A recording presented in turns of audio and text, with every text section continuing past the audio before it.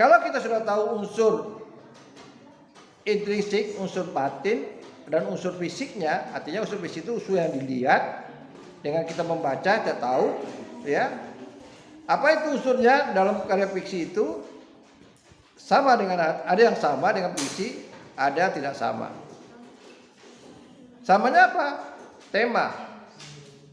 Ya, orang nulis mau karangan ilmiah, mau puisi, ya, mau fiksi, tema itu pasti ada.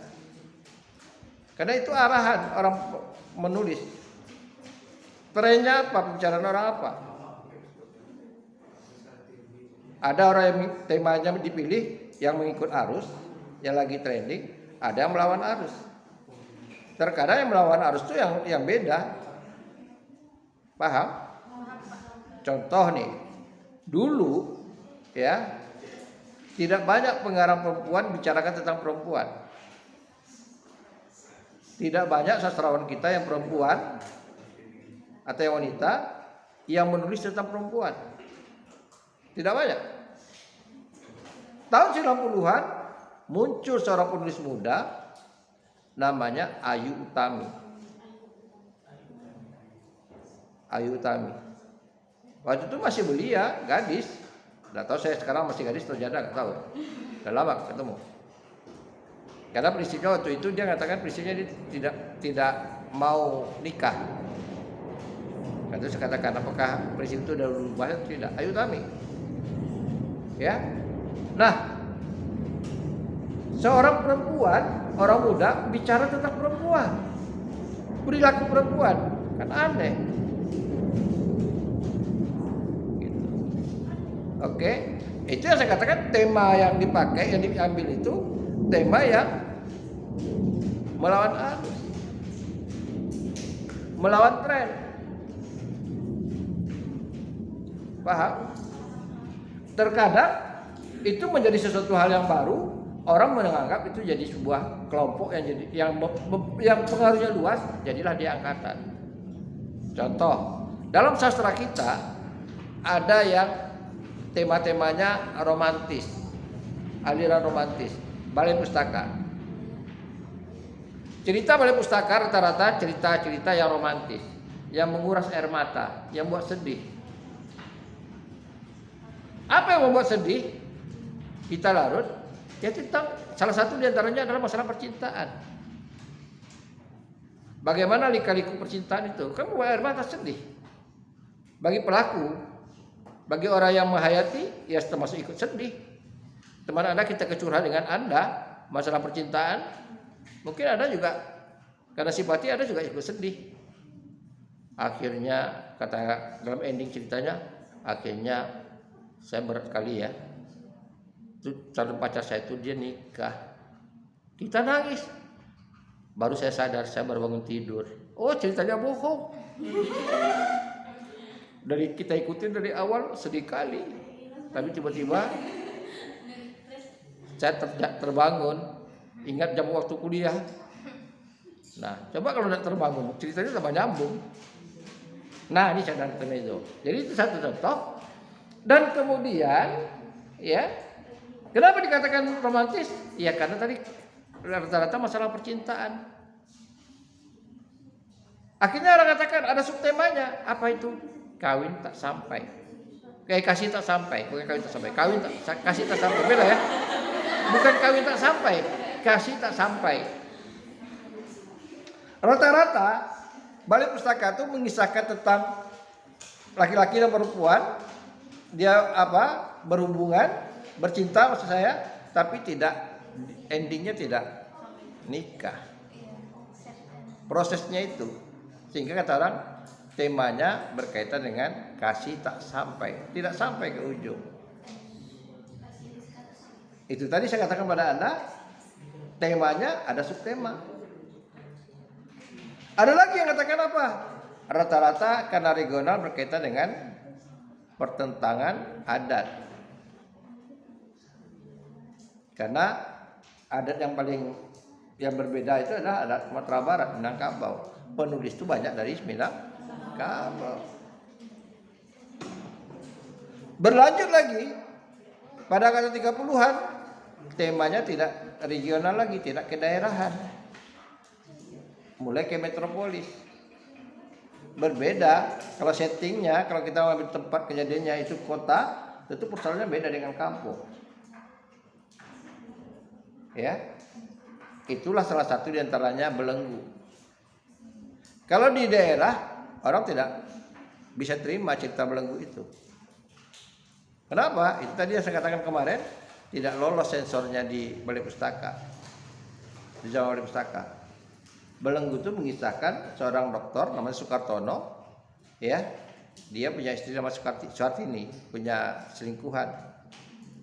Jadi istrinya berselingkuh dengan pacarnya, mantan pacarnya, bukan pacarnya. Sementara suaminya dokter. Suaminya dokter ini berselingkuh pula dengan pasien, seorang pelacur. Sekarang aja masih orang nggak terima, nggak mau terima seorang dokter yang tahu dia pelacur itu sumber penyakit kelamin, tiba-tiba dia berselingkuh dengan penyakit satu.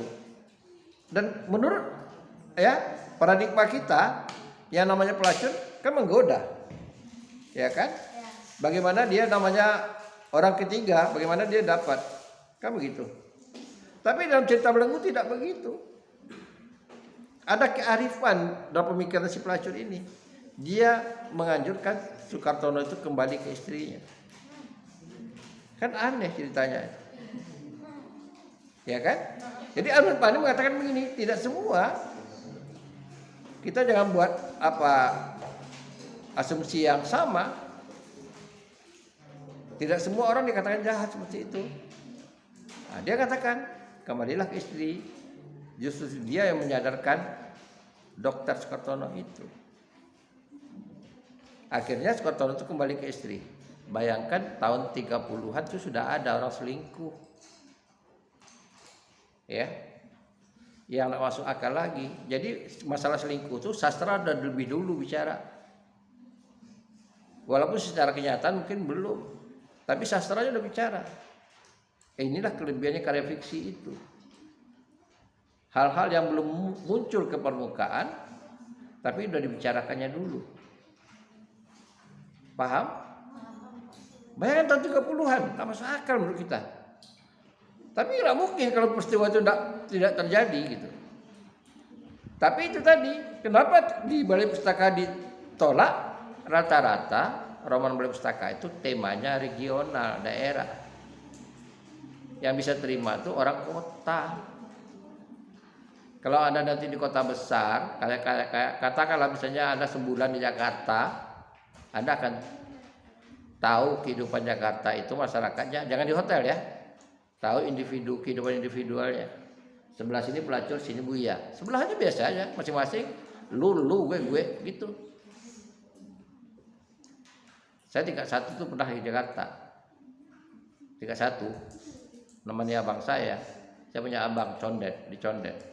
Daerah Betawi. Ya, Hutan Lindung, Jakarta Timur. Sebelah Pak Haji yang tinggal. Tiap azan pergi ke masjid. Sebelah lagi mau maghrib keluar, pelacur yang tinggal. Biasa-biasa aja dong. Ya. Dan ada seorang artis, tidak perlu saya sebutkan, kalau artisnya sudah meninggal. Kata abang saya, tapi tidak ikut saya. Dia suka ngadakan pesta.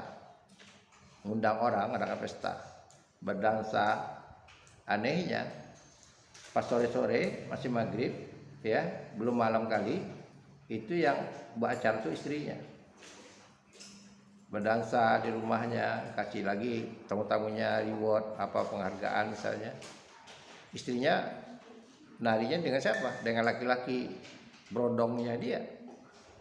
Sementara si suami artis gendong anak. Habis acara istrinya, si suami buat acara lagi, lain lagi tamunya. Bagi orang Jakarta, bagi orang kehidupan yang tanpa ada ikatan budaya, kontrol budaya, biasa-biasa aja. Ya, yang dikatakan orang itu party itu di rumah, Cara biasa-biasa aja. Tapi coba bagi kita, mohon maaf nih, saya tidak menyebutkan namanya. Kode etik jurnalistik kata UAS. Ada kan artis yang selingkuh? Banyak deh yang kemarin yang gembar siapa? Ada kan? Nah, akhirnya apa? Orang kaget, si suaminya mau terima. Coba kalau di sini, di kampung, tahu bisa suami Anda selingkuh, pastilah orang tua anak akan bawa parah. Atau paling tidak Anda akan nyanyikan, pulangkan saja aku pada ibuku, kan?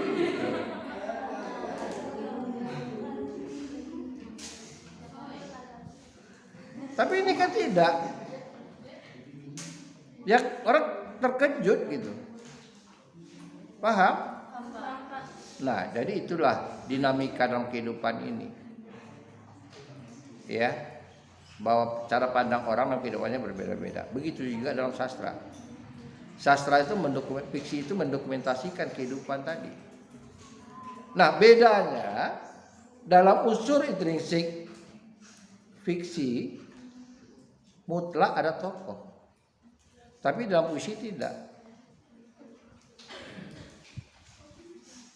Lalu ngapa Anda katakan begitu? Karena ada puisi yang ada tokohnya. Puisi-puisi yang kategori naratif, ya terkadang kita jumpai ada tokoh. Contohnya balada nyanyian Angsa Rendra tentang pelacur tua namanya Maria Zaitun. Rik dari Corona, saya Jarendra juga balada. Bentuk balada itu bentuk naratif, puisi naratif cerita. Ya, tentang kehidupan gay di Amerika. Rick dari Corona di Queen Plaza di stasiun tram bawah tanah. Di mana engkau berdiri? Aku di sini. Kan dua tokoh. Ada tokoh. Ya. Setiap kita tadi saya katakan Toto Sudarto Batia tadi. Setiap kita bertemu gadis kecil berkeliling kecil kan tokoh. Ya kan? Puisinya naratif. Jadi kalau gitu apa? Ada irisan antara unsur intrinsiknya puisi secara murni dan unsur intrinsiknya fiksi.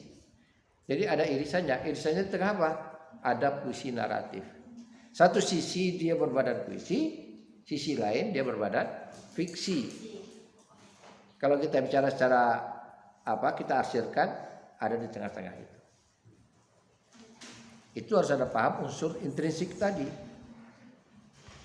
Ya, ada. Pak, ada juga yang nanya dia puisi fiksi Pak, tapi dia berirama, namanya prosa lirik.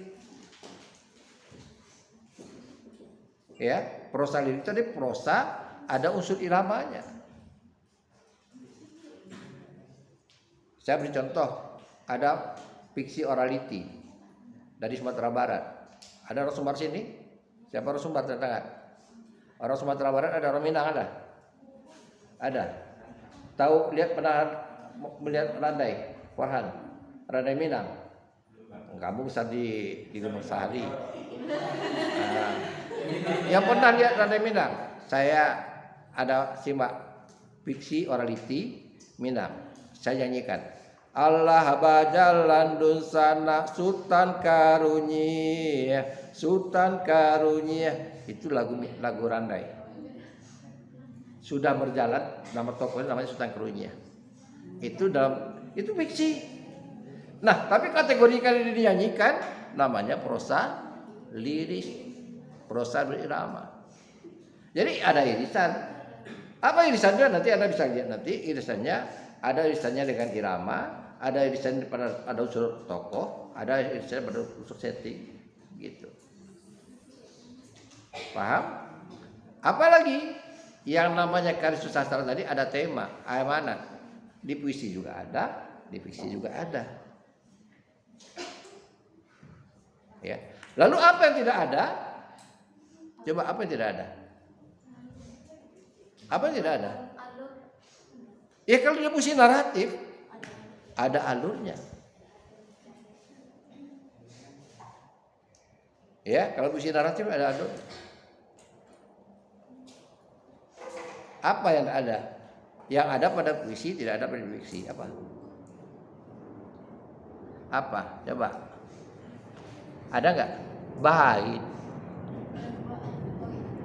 Oh iya.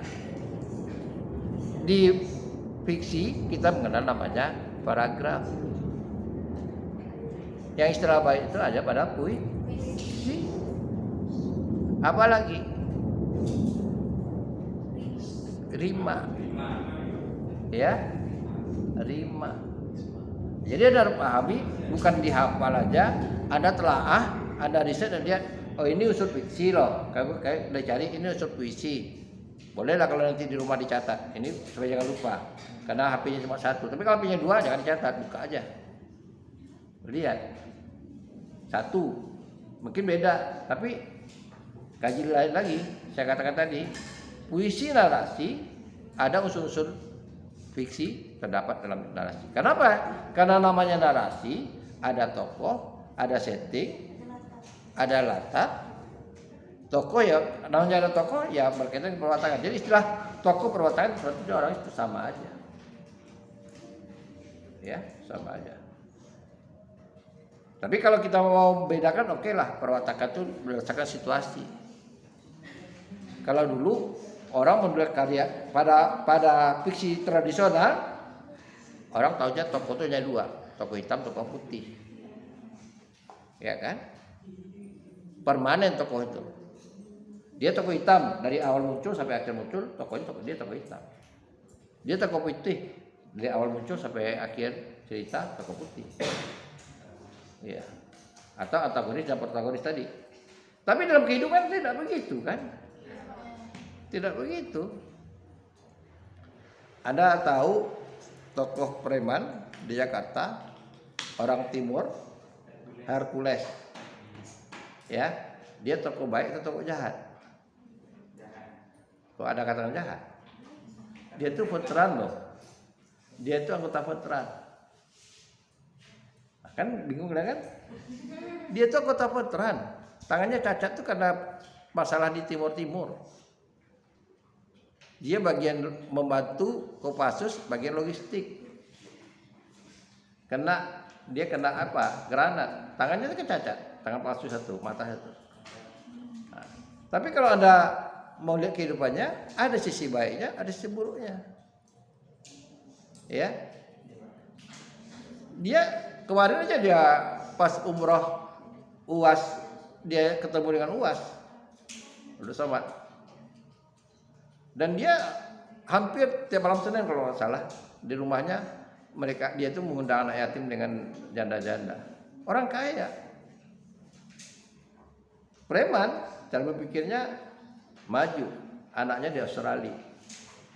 Bapak saya tidak preman, anaknya kuliah di Unri. Mana mau jadi punya bapak preman atau tidak? Dia punya kapal, kaya, kapal nelayan, punya sawah, gitu. Nah ini sudah contoh aja ya. Jadi maksud saya, karya fiksi itu sebetulnya lahirnya ada ide, ada gagasan yang mau disampaikan. Ya, kenapa dikatakan fiksi? Karena peristiwa itu sebetulnya tidak ada. Terasa ada rasanya karena unsur-unsur intrinsiknya itu dalam alam nyata orang bisa terima. Saya menceritakan misalnya sama dengan Rizky menceritakan Halimah itu. Halimah itu memang ada kan? Memang ada. Yang namanya angker itu di kampus ada kan? Ada. Tapi dosen yang konsultasi bimbingan di malam hari di kelas ya enggak ada, itu fiktif. Ya kan? Yang artinya mahasiswa yang malam-malam katakan hati-hati ya Bang seperti Baran, itu kan fiktif. Enggak ada orang katakan hati-hati ya. Enggak ada. Ada enggak yang bermalam di kampus yang bilang hati-hati ya? Baran yang di kampus nih, enggak ada. Hantu di kampus itu takut dengan Batra kok. mau digoda anak patra, jangan lagi lah, dia udah semester sekian, dosen aja nggak mampu nganggu dia, ya kan? Janganlah, dia udah semester 9, semester 10, kata hantu, nggak mau tuh ganggu.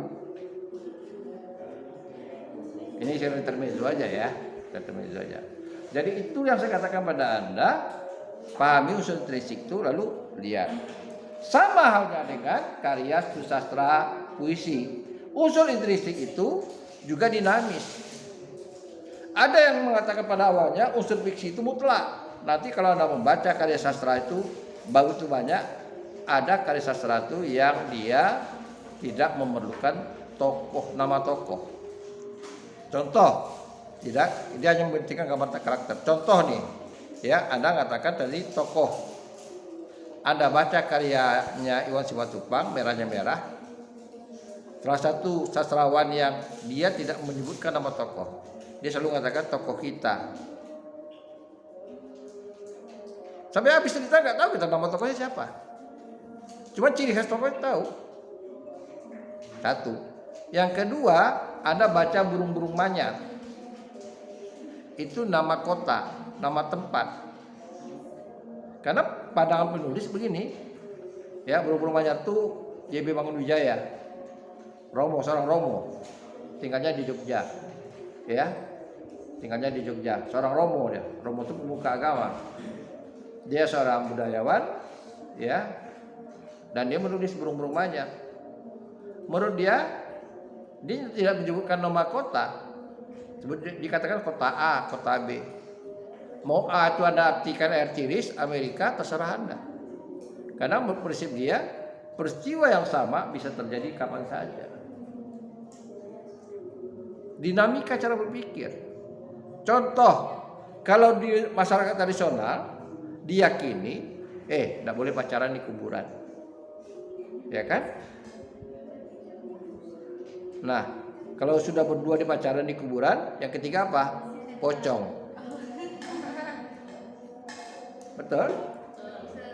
Tapi kalau Anda lihat dinamika orang buat kafe itu di kuburan. Saya nggak ada. Jadi ada seorang mencari membuat sensasi, jadi mau minum tuh ramai-ramai, ada pesanan, dia buat kafe mendadak itu di kuburan. Karena ada orang yang ingin bernostalgia, mencari makam-makam tua. Oke? Nah, jadi dinamika cara berpikir. Termasuk peristiwa ini. Anda baca karya Ayu Utami, ada dua peristiwa yang sama. Laki-laki dan perempuan di kamar hotel. Apa yang akan terjadi?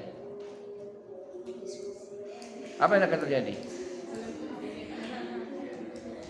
Nah, ini benar cerita. Nah, tapi Ayu Utami membuat dua peristiwa yang sama. Satu laki-laki dan perempuan, satu cerita yang sama berada di kamar hotel. Yang satu lagi juga laki-laki perempuan berada di kamar hotel. Tapi apa yang dikatakan? Yang satu terjadi hubungan badan, yang satu tidak. Yang membuat kecerdasan kita apa? Tempat tidak selalu mempengaruhi watak. Ya, tempat tidak selalu. Jadi tidak penting tempat. Paham? Kalau dulu kita orang risau dengan namanya UT. Ya. Saya selalu bercandai kawan-kawan saya yang di UT. Saya selalu mempelesetkan UT. UT itu kepanjangannya apa? Universitas terbuka. Tapi kalau kawan saya nanya ke saya, UT kan jalan UT. Enggak lah, saya bilang. Kenapa? Saya katakan universitas tak tentu. Tak tentu tempat kuliahnya. Tapi setelah orang merasa begitu kan, tapi setelah COVID menyadarkan orang. Kalau saya diprotes kuliah di rumah, kenapa COVID ada orang usaha online yang kelakuan mahasiswanya dibuka hidup, satu tidak kemana-mana. Saya tidak percaya dengan kuliah Zoom itu. Sangat tidak percaya saya. Saya lihat pelaku mahasiswa yang tinggal di rumah. Gimana kira kuliah? Ya Pak, Zoom. Dia masak juga, dia nyuci juga. Kuliah gimana nih? Sedangkan udah begini, saya paksa-paksa teriak, saya memaksa ada tidak tidur. Belum tahu juga kualitasnya, apalagi Zoom. Tapi diperbolehkan. Di mana pelajarannya? Ketika COVID. Karena itu saya beda sendiri loh waktu COVID. Saya tidak puas. Kontrolnya apa? Supaya saya bisa menyajikan itu, saya buat video. Anda lihat di konten saya nanti tas, bersusun semua materi saya. Di tas ada channel satu yang maksudnya itu jadi itu perkuliahan berderet itu. Jadi mahasiswa seperti ini dengan uraian saya dia bisa tonton video. Kalau udah juga mengerti ya nggak mungkin lah kita juga maksakan menyuapkan ke mulut Anda. Saya sudah tunjukkan tadi cara-caranya mencari materi, lalu Anda nak melakukan. Kata Rendra, ya, kata Rendra dalam puisinya, hidup itu perlu otak, perlu otot. Tak ada otak, otot dipakai. Tak ada otak, tak ada otot, pergi ke toko India, gantung diri, mampus, kata dia. Ya, jadi hidup itu ada dua, perlu otak, perlu otot. Tak ada otak, otot dipakai. Jadi preman. Karena kalau kita lihat sejarah Yunani kan gitu. Athena dan Sparta, satu negara yang mengandalkan olahraganya, kekuatan otot. Satu lagi adalah mengandalkan kecerdasannya. Saya paling mengingatkan Anda. Kenapa? Ya saya nggak bisa paksakan. HP Anda lebih mahal daripada HP saya. Lebih baru pada HP saya. Gitu. Saya cuma Redmi, Anda ada mungkin iPhone. Mahal lagi. Besok kita tukar apa? Tapi saya bisa buat konten, Anda nggak buat konten. Subscribe saya udah 1000 lebih. Anda sampai berapa? Artinya apa? Artinya tidak menjamin loh. Ya HP yang mahal tak menjamin. Oke, sampai di sini dulu kuliah kita. Jadi untuk yang konten puisi dan drama ini, Anda yang hari ini Anda cari irisan tadi, irisan unsur intrinsik puisi dan fiksi tadi, irisannya atau irisannya, irisan itu ketemunya mana unsur fiksi mana unsur tadi ada contoh, ditelaah. Artinya ini loh puisi tapi ada unsur fiksi di sana. Apa unsur fiksi? Jelaskan. Ini ada unsur fiksi tapi ada unsur puisi di sana. Paham? Orang azan, tapi sedikit lagi saya kata pada Anda. Jadi kalau begitu Pak, apakah ada unsur puisi dalam karya puisi? Ada. Ada. Kata-kata puitis itu ada dalam fiksi. Kata-kata puitis. Nah itulah salah satu yang saya katakan karya Ibu Yulis Mar itu. Yang jangan takut jatuh cinta tadi. Kalau saya lupa kemarin. Jadi kalau saya jumpa, saya ingat, saya minta buku itu, atau dia bisa searching, Anda bisa baca karya yang terbaru. Jangan takut jatuh cinta, bahasanya puitis sekali, ya, bahasanya bahasa sastra.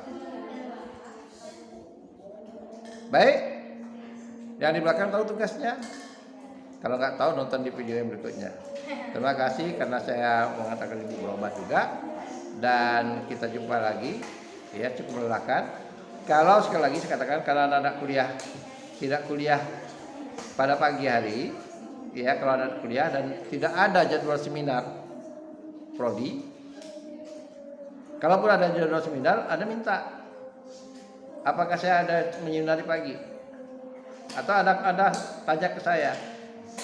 Kemarin saya yang hubungi saya, sekretaris dari kamu ya kontak Pak, hari ini ada seminar gitu. Nah, kalau tidak ada, supaya tidak melelahkan begini, Anda boleh kuliah sama saya pagi. Kalau pagi betul tidak ada kuliah, boleh dari pagi. Karena hari Rabu itu tentatif, tapi sekali lagi saya katakan tidak permanen. Kalau saya ada kuliah, kita mundur ke siang. Ngerti? Kalau setuju, kalau nggak setuju tidak apa-apa. Nah, jadi jadwal kita Rabu tetap tentatif. bisa dicepat. Kalau udah ada jadwal seminar, kenapa harus nunggu siang? Iya Pak. Ya kan? Iya Pak. Kadang-kadang pagi tidak kuliah. Tapi kalau saya ada seminar, tanya dulu jadwalnya, atau ada tanya ke saya. Ada jadwal seminar nih, tapi saya nggak ikut seminar. Sama aja, datangnya kemari. Paham? Biasanya Senin itu dari keluarkan oleh Pak mengatur jadwal seminar. Sudah ada bundel yang mau diantarkan, tapi sekarang tidak ada. Nah, jadi sekali lagi tentatif. Satu. Kemudian saya salut dengan lokal Anda.